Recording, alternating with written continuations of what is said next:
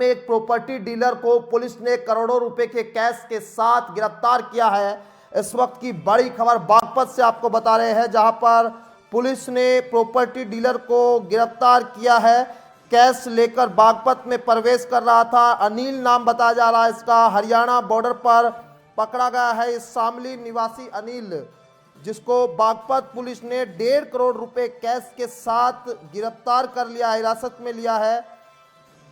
हरियाणा की तरफ से कार में कैश लेकर यूपी बागपत में प्रवेश कर रहा था अनिल। यूपी हरियाणा बॉर्डर पर पकड़ा गया है शामली का निवासी अनिल कुमार। चुनाव के मद्देनजर आरोपी को हिरासत में लेकर पुलिस इनकम टैक्स और इलेक्शन फ्लाइंग स्क्वाड मामले की जांच में अब जुट गई है, उनको सौंप दिया गया है। चुनाव निर्वाचन अधिकारी डीएम बागपत जेपी सिंह ने मामले पर पीसी कर इसकी जानकारी भी दी है। और इसी पर बातचीत करने के लिए हैदर हमारे साथ बने हुए। हैदर, क्या कुछ जानकारी है बागपत में ये करोड़ों के कैश के साथ जो पकड़ा गया है, क्या पुलिस जानकारी दे रही है, प्रशासन इस पर क्या बोल रहे हैं?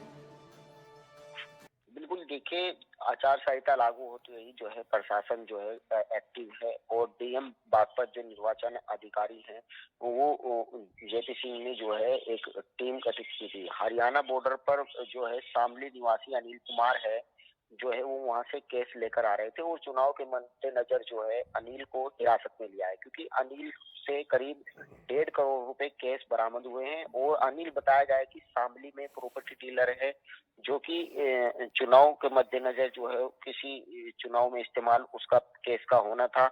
इस मामले को लेकर पुलिस जांच कर रही है, और डीएम ने इसमें जांच बैठाई है, और डीएम बागपत में जो है इनकम टैक्स और इलेक्शन फ्लाइंग और स्क्वाड मामले की जांच भी जुट गई है। और डीएम ने कहा है कि जल्द पूरी मामले में जो है खुलासा कर दिया जाएगा कि ये केस कहां पर इस्तेमाल होना था, लेकिन इसमें आशंका जताई जा रही है कि चुनाव में इसका इस्तेमाल होना था। जी हैदर, समझना चाहेंगे क्या ये बताया गया है कि ये बागपत में किसी प्रत्याशी के लिए कैश था या फिर शामली के किसी प्रत्याशी के लिए कैश ले जा रहा था? देखो, अभी ये तो नहीं कहा जा सकता कि ये कहां पर ले जाया जा रहा था, लेकिन बागपत या शामली के लिए ही ये केस इस्तेमाल किया जाना था। ये अभी फिलहाल जांच का विषय है, जांच के बाद ही कुछ कहा जाएगा।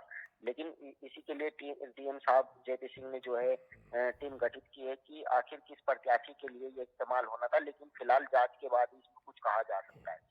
चलिए, बहुत शुक्रिया बातचीत करने के लिए।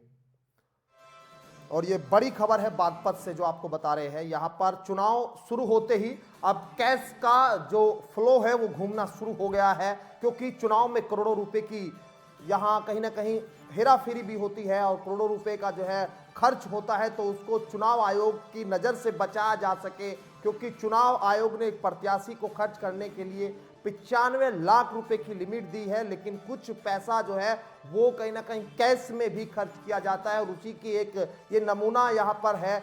हालांकि चुनाव से पहले इस तरह की लगातार कैश की खेप पकड़ी जाती है। अब यहाँ ये प्रॉपर्टी डीलर किसके लिए इस कैश को लेकर जा रहा था, इसका खुलासा भी नहीं जरूर किया गया है, लेकिन यहाँ बागपत और शामली में किसी एक प्रत्याशी के लिए इस कैश को जो है खर्च करना होगा, और इसको अब बागपत में यहाँ पकड़ा गया है हरियाणा के बॉर्डर पर, और सीधे तौर पर अब जल्द इसका खुलासा हो जाएगा।